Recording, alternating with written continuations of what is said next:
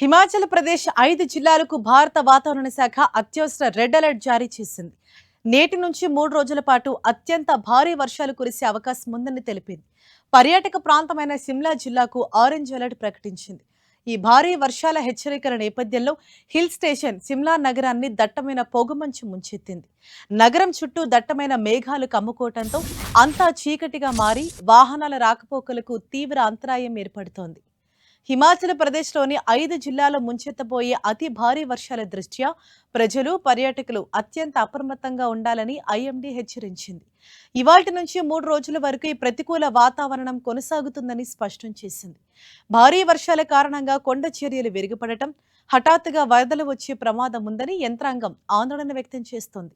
నదులు, వాగుల వెంబడి నివసించే ప్రజలు సురక్షిత ప్రాంతాలకు వెళ్లాలని, పర్యాటకులు ప్రమాదకరమైన జలపాతాలు, లోయల వైపు వెళ్లొద్దని స్థానిక అధికారులు ముందస్తు హెచ్చరికలు జారీ చేశారు.